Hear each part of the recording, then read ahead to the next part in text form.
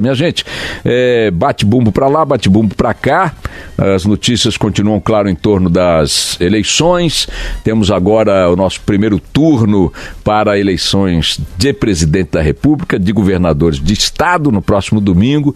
E turno único, atenção, tá chegando a hora da batata quente, hein? Turno único, tem que ficar atento a isso, para deputado federal e para senador. Deputado estadual também, né? Deputado estadual também, perdão. Então é o seguinte, a sua formação de voto, sua consciência em torno deste ato importante para consolidação, para avanço da democracia, terá um prazo de vários dias, semanas depois do próximo domingo para você decidir quem vai ser o seu presidente da República e seu governador. Mas não vai lhe dar esse prazo para escolher quem vai compor a Assembleia Legislativa de seu estado e especialmente 100% da Câmara dos Deputados, todos os cargos, todos os mandatos, as cadeiras estão em disputa, e 2/3 das cadeiras do Senado.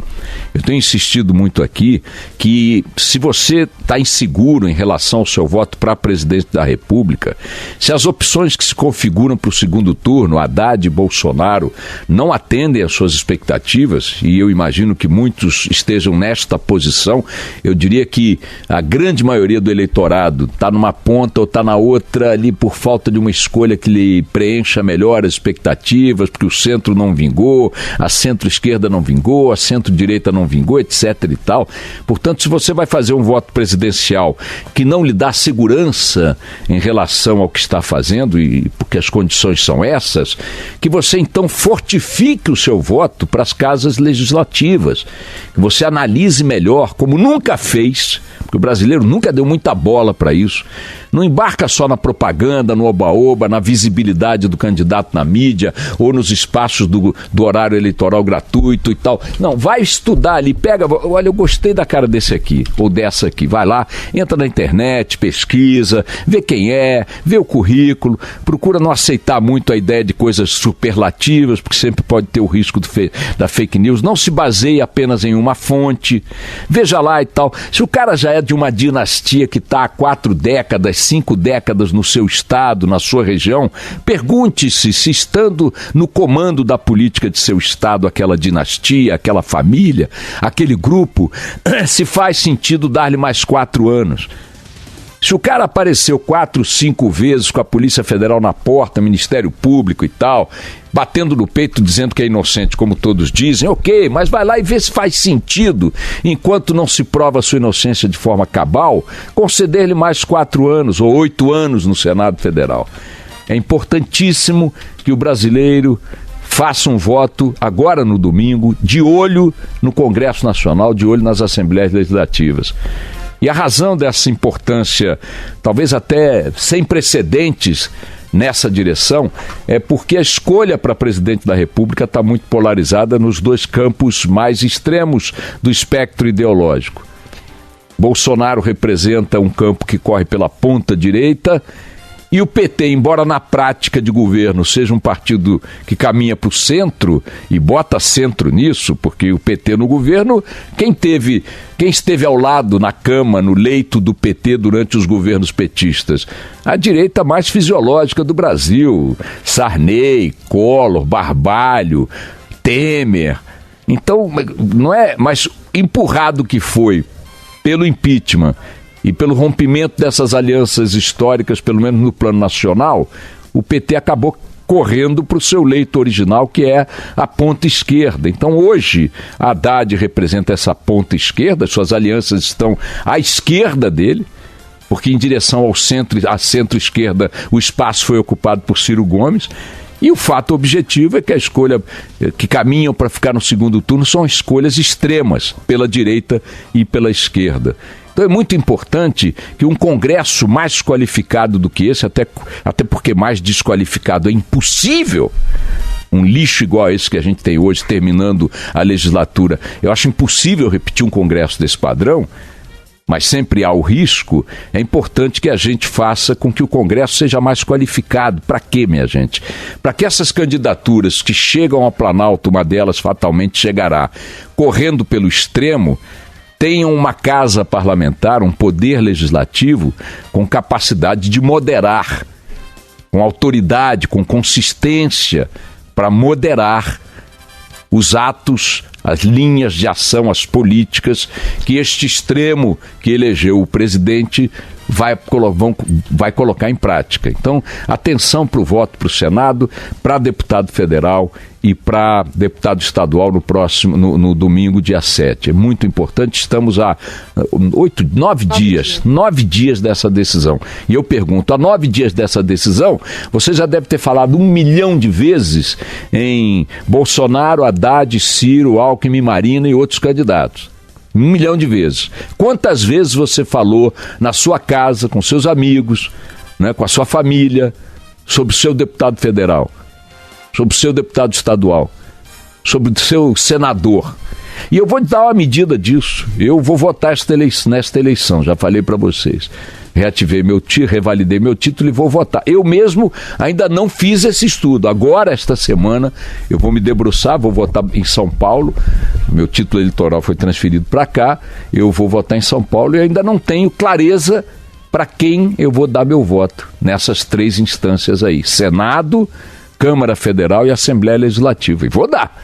Vou agora olhar um por um ali, daqueles que me tocaram de alguma maneira. Fazer o dever de casa. Fazer o dever de casa, é muito importante isso. Enquanto a vaca fria continua pastando serenamente na fazenda, as notícias do dia a dia vão acontecendo. Ontem, a revista Isto É antecipou a sua edição semanal, normalmente sai às sextas-feiras à noite, sábado de manhã, e ontem ela antecipou a edição semanal para trazer uma pesquisa exclusiva feita pelo Instituto Census, em parceria com a Isto É, que deu consolidação do Bolsonaro e do Haddad no segundo turno. Bolsonaro aparece com 30,6% das intenções de voto, 30,6%, e o Haddad com 24,5%.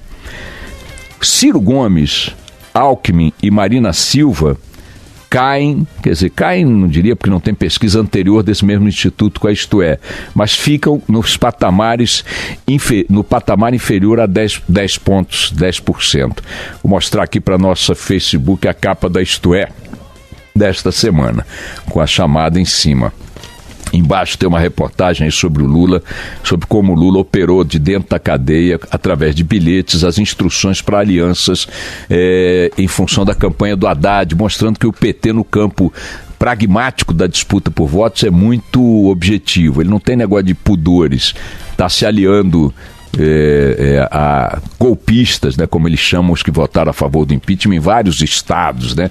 Então a Isto É reproduz bilhetes de Lula, né, dizendo assim: o Flávio Dino tem que deixar de apoiar o Ciro Gomes.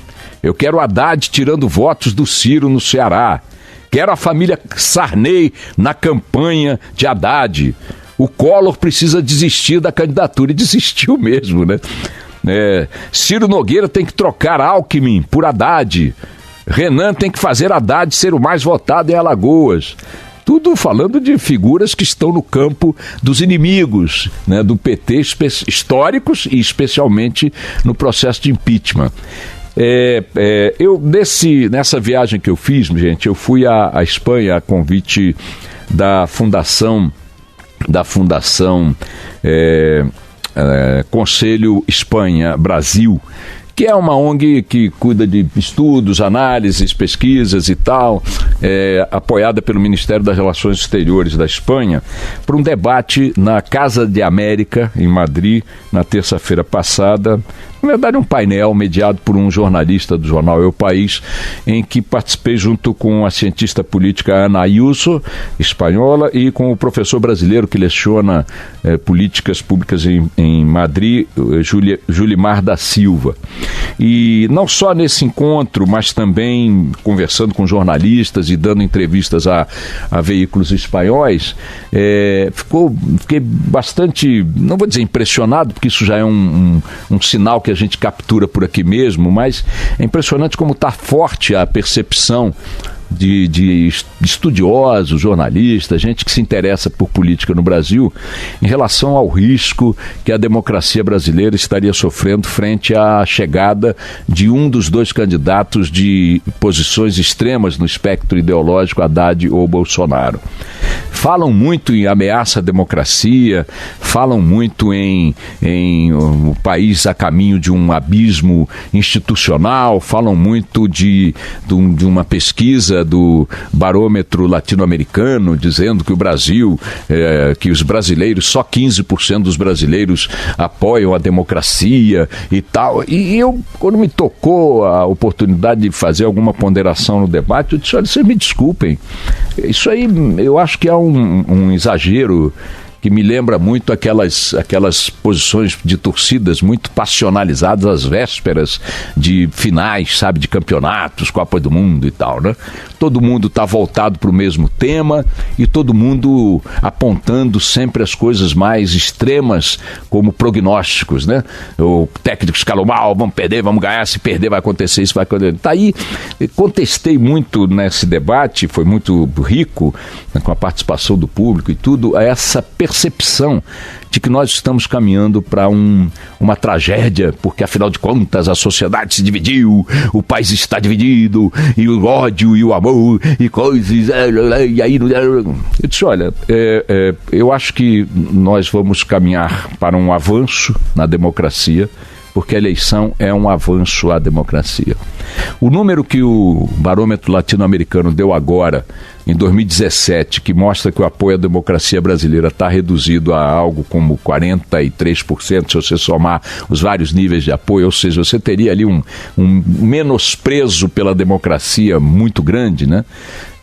Eu fui pesquisar os 20 anos de barômetro, nas tabelas do próprio barômetro latino-americano, e nesses 20 anos, em 11 anteriores, nós tivemos ou índices menores, pelos mesmos critérios de pesquisa de apoio à democracia brasileira, ou empates. Portanto, em 11 anos até agora, nos últimos 20, nós tivemos menos apoio à democracia ou o mesmo apoio à democracia.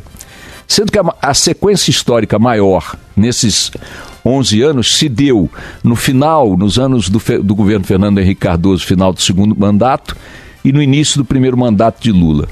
E aí eu perguntei aos meus queridos professores, o Aurimar, o Julimar e a Ana Ayuso, o que aconteceu nesses anos? Quantos tanques foram para a rua, quantos tribunais foram fechados, quantas prisões políticas foram efetivadas, quantos jornais foram retirados das bancas, quantos jornalistas foram presos por expressar suas opiniões, como é que é? Então não existe esse negócio de que nós estamos a caminho, nós estamos à beira de um abismo em função do que vai acontecer no dia 27, o segundo turno é 28 de outubro. Ganhou Haddad, meu Deus, o mundo vai acabar. Ganhou Bolsonaro, ai meu Deus, o mundo vai acabar. Nem caminharemos para uma ditadura militar, com Haddad com Bolsonaro no poder, com os tanques nas ruas, nem caminharemos para uma ditadura bolivariana com Haddad no poder. Por uma razão muito simples. Os dois precisarão governar. Sentados com as suas santas bundas na cadeira de presidente da República no dia que tomarem posse, em janeiro, começa o jogo real de tocar um Brasil com 208 milhões de pessoas. Começa a vida real de enfrentar a economia que está com problema, o Estado que está falido, a necessidade de restabelecer a política que dê empregos, tocar a infraestrutura, tocar a saúde, tocar a segurança. Começa um mundo real, bater na porta dele. Sai o período da musiquinha da fada madrinha da Cinderela, transformando a abóbora em carruagem, que é o conjunto de promessas de campanha, vou fazer, vou acontecer, sou assim, sou assado, meu pingolim é maior que o seu, e passa a ser o momento de dizer o seguinte, tem que pagar essa conta aqui, presidente. O presidente de tal país ligou, tem um contrato para ser feito aqui, não sei, presidente, olha aqui, tem agora um ato aqui que está vencendo hoje tal coisa e tem que renovar, e tudo isso vai ter que passar por um lugar chamado Congresso Nacional, para onde eles vão ter que caminhar para conversar, para aprovar projetos, para formar alianças, formar bases. moderar seus impulsos, seus rompantes, colocando à mesa, que vai determinar o andamento real da vida, outros protagonistas, outros grupos de força política, outras representações do conjunto da sociedade. Significa que, como eles já estão ao extremo, pela direita e pela esquerda, eles terão que caminhar para onde? Se você já está na ponta esquerda e na ponta direita. Para fora do campo não tem isso. Vai caminhar para o centro. O Congresso representará necessariamente o campo onde se moderará esse tipo de arrobo. Estava lendo hoje na Folha de São Paulo um artigo em que o articulista diz que há um erro, é o nosso Steven Levitsky. Steven Levitsky, ele é professor de administração pública da Universidade de Harvard. E ele diz: mitos sobre um governo de Bolsonaro. Há quem vote no candidato acreditando que o Congresso e o Judiciário irão controlá-lo. Eu colocaria também a ideia de que muita gente acha que tem o mito de um governo Haddad, imaginando que o governo Haddad caminhará também para alguma coisa fora de controle da sociedade ou da democracia, ao exemplo do que acontece na Venezuela. E diz aqui o professor Levitsky que a elite alemã ridicularizava Hitler e os conservadores aceitaram sua indicação como chanceler na crença de que poderiam usá-lo para seus próprios objetivos.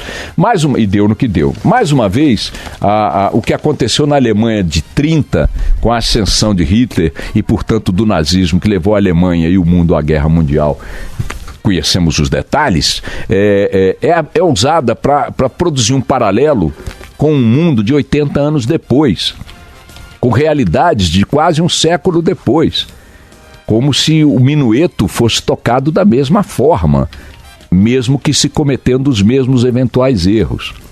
Acho um pouco exagerada essa ideia. O Stefan Zweig, escritor austríaco maravilhoso, que se suicidou aqui no Brasil depois de fugir da perseguição nazista, ele era um escritor judeu austríaco, no livro de memórias dele diz a mesma coisa. A gente deixava que um dia os nazistas iam para as ruas em Viena e cometiam uma barbaridade.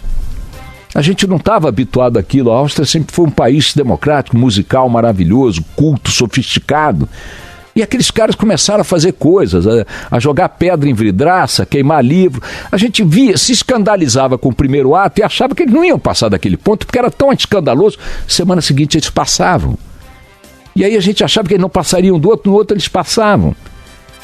E tem a mesma linha de raciocínio do Levitsky, de que as coisas vão tomando proporções que, a partir de um certo momento, a democracia se vê de joelhos diante da utilização de mandatos legitimamente conquistados para moldá-la ao gosto de uma ditadura, digamos assim, legal. Isso vem acontecendo em alguns países. Eu falei de um livro semana passada em que isso vem acontecendo. Gente que se elege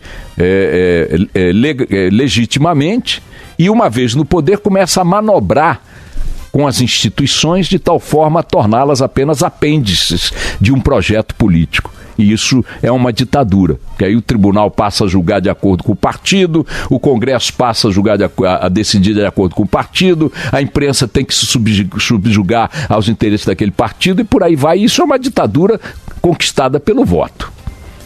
Só que eu não vejo a possibilidade da gente caminhar para algo desse tipo aqui. A gente está olhando para essa divisão típica de véspera de decisão de campeonato, com essa excitação das torcidas organizadas, e eu acho que uma boa resposta para o que vai acontecer se deu ontem. Eu cheguei de Madrid às 5 da manhã e às 7 peguei um voo para Florianópolis, onde eu fui dar uma palestra num congresso latino-americano muito interessante, terceiro Congresso Brasileiro da Indústria de Panificação e Confeitaria. O setor de panificação e confeitaria é um negócio sensacional porque ele é composto por pequenos empresários. Eles calculam que entre o que eles fazem de emprego e que movimentam de produtos entre consumidores, produtores, empregados, corresponde a 2% do PIB do Brasil. Os números são impressionantes nesse setor. Ele está avançando muito, se qualificando muito. E havia umas 300, 400 pessoas no auditório.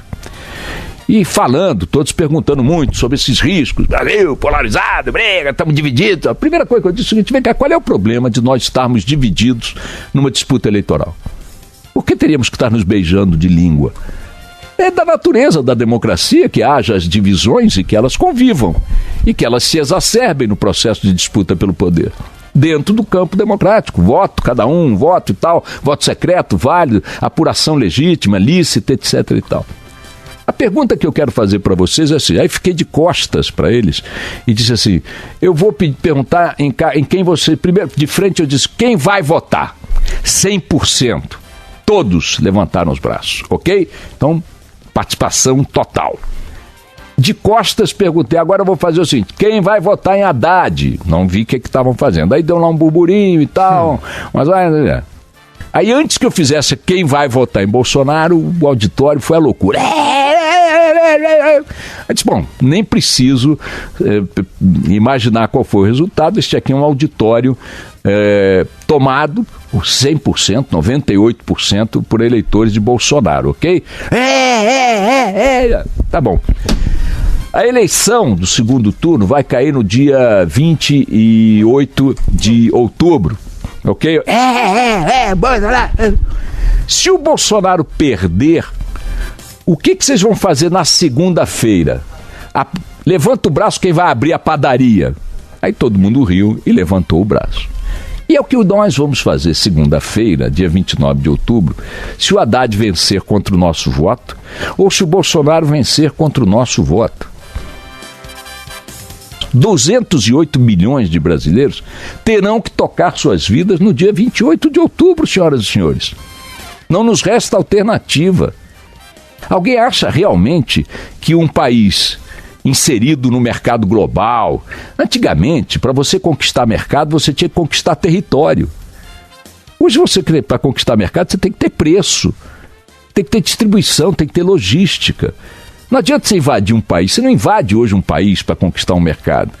E se invadir por outras razões, é uma cagada monumental. Tem a ONU, tem a comunidade internacional, tem as forças não sei das quantas, tem as instâncias internacionais. Não tem esse negócio de um golpe, uma quartelada no estilo dos anos 50 e 60. Vamos parar com isso, esse é um ponto. E nem mesmo para o campo da esquerda, não acredito que a gente vá caminhar para nada que seja muito diferente do que já aconteceu quando o PT estava no poder. O que ele vai fazer? No dia seguinte ele vai ligar para o Sarney, vai ligar para o Barbalho, vai ligar para o Renan, vai ligar para a turma deles e vai compor lá o que eles compuseram. Então, acho importante a gente parar com essa percepção de que nós estamos a caminho de um abismo. Não tem abismo. Nós daremos um passo à frente. A democracia brasileira é muito, mas muito mais do que isso que muita gente está achando. Vamos lá.